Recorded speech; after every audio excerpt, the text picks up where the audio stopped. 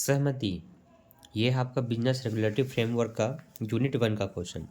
दीर्घोत्तरी के एक बड़े क्वेश्चन ग्रुप में एग्जाम में पूछा जाता है, जो कि अकेले 15 नंबर का आता है। और इसको बिलासपुर ने 18 और 22 दोनों में पूछा है, तो एक तरह से 24 के लिए इम्पोर्टेंट बन जाता है, क्योंकि जस्ट एक साल पहले के क्वेश्चन रिपीट हो जाते हैं। कई बार तो पिछले साल का भी क्वेश्चन रिपीट होता है। तो 24 में आप एग्ज़ाम दिलाने वाले हैं, 22 के क्वेश्चन 24 में आते हैं, इसकी बहुत ज़्यादा चांसेस होती है। तो इस तरह से सहमति क्या होती है, इस सहमति कब स्वतंत्र मानी जाएगी, इसके कुछ नियम होते हैं जो आपको समझना पड़ेगा। ये विषय बच्चों को याद करने में काफ़ी तकलीफ होती है, क्योंकि इसमें धारा अधिनियम होते हैं और छोटी-छोटी पॉइंट्स को समझना होता है, उसमें बहुत गंभीर बातें होती हैं। तो ये है एक्सप्लेन वीडियो, जिसको सुनने के बाद आप इस टॉपिक को समझ पाएँगे और जब आप खुद पढ़ के लिखने की प्रैक्टिस करेंगे तो आपको बहुत बेहतर आप लिख सकते हैं। इतना लिख सकते हैं कि आप आराम से 10-15 नंबर पा जाएँ इसमें, ठीक है? तो चलिए सुनिए बड़े ही ध्यान से। बुक नहीं होगा तो आप यहाँ से स्क्रीनशॉट ले सकते हैं। सबसे पहले हम समझते हैं सहमति होती क्या है। देखिए, जब अनुबंध के दोनों पक्षकार अनुबंध की विषय वस्तु के संबंध में एक ही भाव से एक ही बात पर एक ही समय में एकमत हो जाते हैं या सहमत हो जाते हैं, तो उसी को सहमति होते हैं। ठीक है, दो व्यक्ति आपस में मिलते हैं, किसी भी विचारधारा को एक दूसरे के साथ साझा करते हैं, तो दोनों के मन में उसके प्रति सकारात्मक भाव हो, दोनों ही उस टॉपिक पे बात करना चाहते हो, दोनों को ही उनमें रुचि हो और दोनों की बातें एक जगह पर ठहर जाए तो उनकी सहमति हो जाती है। तो इसी सहमति को इसमें डिटेल से समझाया है। तो भारतीय अनुबंध अधिनियम की धारा 13 के अनुसार, ठीक है, 12 में ठहराव था, 13 में आपका सहमति है। तो भारतीय अनुबंध अधिनियम की धारा 13 के अनुसार जब इसकी आप परिभाषा लिखेंगे ना, तो ये चीज़ लिखना जरूरी है हाईलाइट करके ब्लैक कलर में।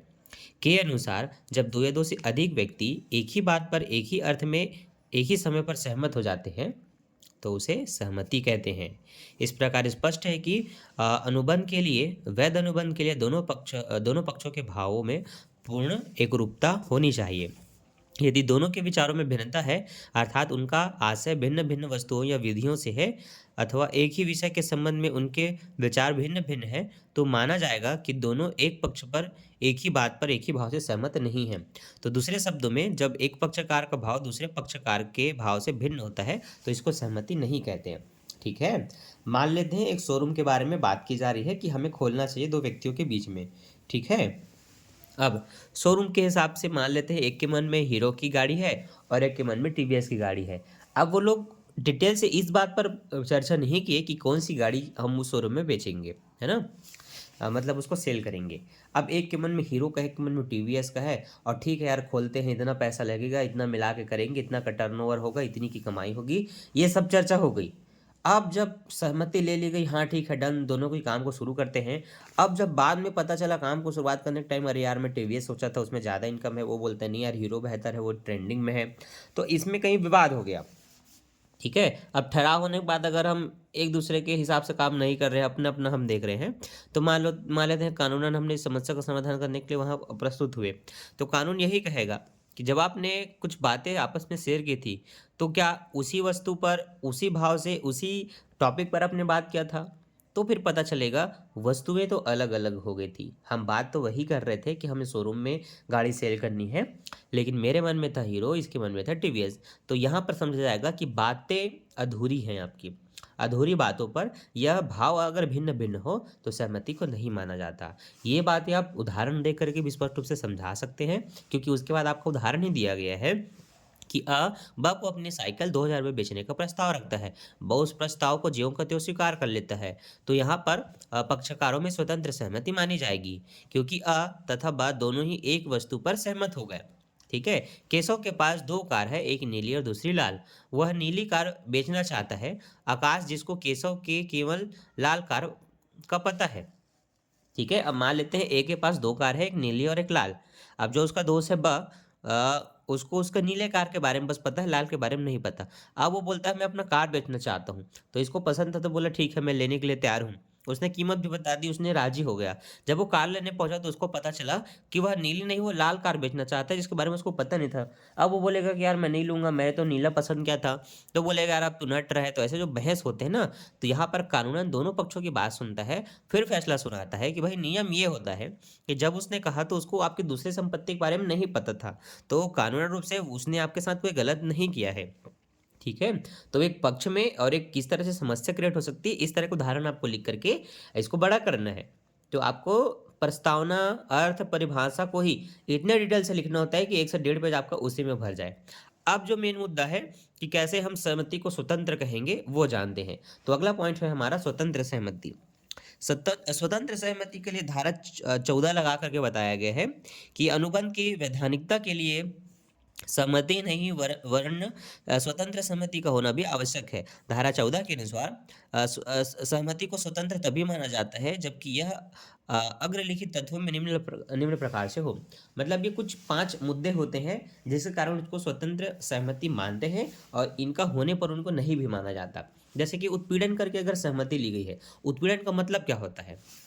उत्पीड़न क्या होता है? सुनिए, भारतीय अनुबंध अधिनियम की धारा 15 के अनुसार एक व्यक्ति दूसरे व्यक्ति को ठहराव के लिए बाध्य करने के उद्देश्य से कोई भी ऐसा कार्य करता है या धमकी देता है तो भारतीय दंड विधान द्वारा वर्जित है ना? वर्जित है मतलब ये नहीं कर सकते हैं। अथवा किसी व्यक्ति को हानि पहुंचाने के लिए किसी भी संपत्ति को अवैध रूप से रोकना तथा रोक रखने की धमकी देना या बल प्रयोग करना उत्पीड़न कहलाता है। ठीक है? तो इस संबंध में यह महत्वहीन है कि जहाँ पर उत्पीड़न का प्रयोग होता है वहाँ भारतीय दंड विधान लागू है अथवा नहीं। तो अगर सहमति उत्पीड़न द्वारा ली गई है तो इसको अवैध घोषित कर दिया गया है। ठीक है? मतलब उसकी सहमति को स्वतंत्र नहीं माना जाएगा। तो आपने इसको पढ़ा, आपको थोड़ा समझ में आया होगा, लेकिन उदाहरण से आपको बेहतर समझ में आ जाएगा। देखिए, अब बस ये कहता है कि तुम अपना स्कूटर 500 रुपये में मुझे बेच दो, मैं तुम्हारे पुत्र को उठा ले जाऊंगा। मतलब वो कह रहा है कि तुम अपने स्कूटर को मेरे को 5 में दे दो, हो सकता है स्कूटर उसका 50,000 के से ज़्यादा रेट का हो। अब वो धमकी दे रहा है कि तुम 500 रुपये में बेच दो, नहीं तो मैं तुम्हारे पुत्र को उठा ले जाऊंगा। अब वो डर से मान लेते हैं, इस डर पर ने 100 रुपये में स्कूटर बेचने के लिए सहमत हो गया। ठीक है? एक मिनट ना, अब बस ये कहता है कि तुम अपना स्कूटर 500 रुपये में बेच दो, नहीं तो मैं तुम्हारे पुत्र को उठा ले जाऊंगा। इस पर बस 100 रुपये में स्कूटर बेचने को सहमत हो जाता है। शायद प्रिंट मिस्टेक है, 500 रुपये ही होगा यहाँ। ठीक है? तो 500 रुपये बेचने के लिए सहमत हो जाता है। तो इस प्रकार के सहमति को या ठहराव को उत्पीड़न द्वारा प्रयोग किया गया स्वतंत्र सहमति बोला जाएगा। तो इसको स्वतंत्र सहमति नहीं कहेंगे क्योंकि इसमें उत्पीड़न का प्रयोग किया गया। तो उत्पीड़न का मतलब होता है किसी की संपत्ति को रोक लेना या उस पर कब्जा करना या धमकी देना या बल का प्रयोग करना। ये चारों 5 चीज़ें अगर की जाती हैं सहमति लेने से पहले तो यह सहमति स्वतंत्र नहीं मानी जाएगी। अगला है उत्पीड़न का प्रभाव। ठहराव ऐसे पक्षकारों की इच्छा पर व्यर्थ नहीं होता है जिसकी सहमति उत्पीड़न द्वारा प्राप्त गई हो। भारतीय दंड अधिनियम में उत्पीड़न का आशय काफ़ी व्यापक है। किसी भी अवैध कार्य को करने अथवा किसी की धमकी देना, किसी व्यक्ति के हितों के विपरीत किसी संपत्ति को रोके रखना या रोकने की धमकी देना, आत्महत्या की धमकी देना इत्यादि इसके उदाहरण है ना? तो मान लेते हैं आपने कुछ किसी का कब्जा नहीं किया लेकिन अपने मौत का डर सामने वाले की तरफ फैला रहे हो कि तुमने अगर ये मेरा काम नहीं किया तो मैं मर जाऊंगा और तुम्हारा नाम ले दूंगा, तुम फंस जाओगे। तो इस तरह की भी सहमति भी क्या है? अस्वतंत्र है, स्वतंत्र नहीं है। ठीक है? चलिए इसको देखिए, अनुचित प्रभाव। अनुचित प्रभाव क्या होता है? सुनिए, भारतीय अनुबंध अधिनियम की धारा 16(1) के अनुसार कोई अनुबंध उस समय अनुचित प्रभाव के द्वारा प्रेरित माना जाता है जबकि पक्षकारों के बीच संबंध ऐसे हों कि उनमें से कोई एक दूसरे की इच्छा को प्रभावित करने की स्थिति में हो और वह उसका उपयोग करके कोई अनुचित लाभ प्राप्त करता है। माता एवं पिता एवं उसकी संतान, संरक्षक एवं संरक्षित, प्रन्यासी एवं हितकारी, गुरु एवं शिष्य, चिकित्सक एवं रोगी, वकील एवं उसका मुवक्किल, ये कुछ ऐसे संबंध हैं जिसमें कि अनुचित प्रभाव डाला गया है और इसे खंडित करने का भार उठाने वाले व्यक्ति पर होता है। उसे ही यह प्रमाणित करना होगा कि अनुबंध के लिए दूसरे पक्ष की सहमति व अनुचित प्रभाव के द्वारा प्रयोग की गई है। उदाहरण के लिए, एक डॉक्टर ने एक बीमार एवं वृद्धावस्था वाले दुर्बल व्यक्ति पर अनुचित प्रभाव डाला कि अपनी फीस आदि के लिए कि तुम मुझे इतने पैसे देना तब मैं तुम्हारा इलाज करूँगा, नहीं तो तुम्हें मैं किडनी फेल कर दूंगा, तुम मर जाओगे। इस तरह का अगर कोई डॉक्टर प्रभाव दे करके उसकी सहमति रहता है कि तुम्हें इतना पैसा देना पड़ेगा, तो यह होता है अनुचित प्रभाव। ठीक है? दूसरा, यदि किसी व्यक्ति, उसमें बताया है, यदि किसी व्यक्ति की सहमति अनुचित प्रभाव द्वारा ली गई है तो वह अनुबंध उस व्यक्ति की इच्छा पर व्यर्थ नहीं होता है। तो जिसके ऊपर प्रभाव डाला गया है वो सूचित करता है कि मेरी सहमति इस तरह से ली गई है। तो एक वकील भी किसी भी क्लाइंट के केस को छुड़वाने के लिए उसके पक्ष में केस लड़ने के लिए उनके उनके ऊपर धमकियाँ दबाव देता है कि अगर तुमने इतना पैसा नहीं दिया तो मैं तो केस नहीं लड़ूंगा और उसके ऊपर और दुनिया भर का केस लगा के उसको फंसवा दूंगा, नहीं छूटेगा। तो जब ये कुछ चीज़ें होती है ना, तो इसको अनुचित प्रभाव द्वारा ली गई सहमति बोला जाता है। तो इसलिए इन उदाहरणों को दिया गया है ना। एक गुरु शिष्य में भी होता है कि टीचर अगर धमकी दे रहे हैं कि मैं तुम्हें फेल कर दूंगा या फेल कर दूंगी, तो यहाँ पर भी अनुचित प्रभाव का प्रयोग किया गया है, ये आप समझ सकते हैं। ठीक है, तो जागो ग्राहक जागो। अब चलो अगला, स्वतंत्र सहमति न होने का अनुबंधों पर क्या प्रभाव पड़ता है।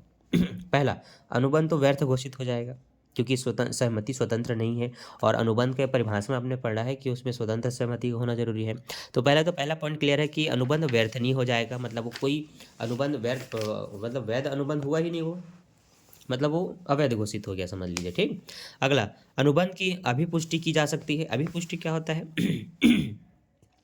कपट अथवा मिथ्यापूर्ण की दशा में पीड़ित पक्षकार अनुबंध की अभिपुष्टि कर सकता है। यदि ऐसा करना वह अपने हितों में समझता है तो वह अनुबंध की समस्त शर्तों की पूर्ति के लिए बाध्य कर सकता है ना। अभिपुष्टि मतलब ये होता है कि उसको फिर से उस बातों को याद दिलाना कि उसने क्या शर्त रख कर के मुझसे सहमति लिया था, वो उसको वह कम काम करना पड़ेगा। तो वह उसको दोबारा याद दिलाता है, अभिपुष्टि करवाता है कि ये उसको करना पड़ेगा, ताकि बीच में आगे बढ़ने के बाद बात बदले ना किसी का। ठीक है, क्षतिपूर्ति प्राप्त करने का अधिकार। तो जैसे कि कुछ बातें होती हैं कि ठीक है मैं 1,60,000 में तुम्हारा गाड़ी लूँगा, अब पैसे मैंने दे दिया उसको ऑनलाइन, लेकिन वो गाड़ी नहीं दे रहा है, तो मैं अपने वापस पैसे ले सकता हूँ या गाड़ी ले सकता हूँ, मतलब मैं अपनी क्षतिपूर्ति प्राप्त कर सकता हूँ, ये अधिकार है उसमें। फिर है, अनुबंध निरस्त किया जा सकता है। हाँ, अगर बाद में पता चला कि यार इसमें तो ये बात बताया नहीं था, ये अब मुझसे पूरा काम करवा लेगा, मेरा पैसा ले लेगा, तो मैं उसको निरस्त कर सकता हूँ। कानून द्वारा अगर वो मुझ पर आरोप लगाता है तो मैं उसके खुलासा कर सकता हूँ कि क्या नियम हुआ था, ये बाद में कैसे इस बात को मुझे बताया नहीं था और इस बात पे वो काम करना चाहता था। तो ये चीज़ें होती हैं कि आप अनुबंध को निरस्त कर सकते हैं। प्रवर्तित कराने का अधिकार नहीं है। देखिए, गलती की दशा में अनुबंध व्यर्थ होता है और किसी भी पक्षकार को उसे परिवर्तित कराने का अधिकार नहीं होता है। ठीक है, अब गलती करके आप अनुबंध किया तो वो तो अव्यर्थ घोषित हो गया है। अब उसमें अगर आप कोई परिवर्तन करना चाहते हैं तो नहीं होगा, क्योंकि वो अवैध घोषित हो चुका है। दूसरा, धन या संपत्ति वापस जाने का अधिकार। कपट अथवा मिथ्यापूर्ण के अंतर्गत यदि पीड़ित पक्षकार ने कोई धन अथवा संपत्ति दूसरे पक्षकार को दी है तो वह उसको भी वापस पाने का अधिकारी होगा। मैंने बताया था ना, अगर किसी ने दे दी है पैसा तो वह अपने संपत्ति को पाने का अधिकार रखता है। ठीक है, तो ये होते हैं स्वतंत्र सहमति के कुछ प्रश्न, जिसके अंदर आपको ये पूरा डिटेल से पढ़ना है और लिखना है। मुझे उम्मीद है मैंने जो आपको एग्जाम्पल के थ्रू समझाया उसे बेहतर समझ में आया होगा कि स्वतंत्र सहमति कब होती है, उत्पीड़न का मतलब क्या होता है, अनुचित प्रभाव का मतलब क्या होता है, स्वतंत्र होने के लिए क्या क्या उसमें गुण होने चाहिए इत्यादि। इनको पढ़िए एक बार अच्छे से, खुद आप पढ़िए और इनको लिख करके देखिए। लिखने से आपको बेहतर पता चलेगा कि आप कितना उसके बारे में लिख पा रहे हैं, क्या आपका ग्रोथ हो रहा है या आप बहुत गलती कर रहे हैं, डाउनग्रेड हो रहा है कि अपग्रेड हो रहा है, ये आपको देखना पड़ेगा। खुद पढ़िए, लिख करके देखिए और वीडियो को लाइक कीजिए, दोस्तों को शेयर कीजिए। मिलता हूँ नेक्स्ट वीडियो में, बाय बाय। अगला वीडियो किस टॉपिक पर होना चाहिए कमेंट करके बता सकते हैं। ठीक है, बाय बाय।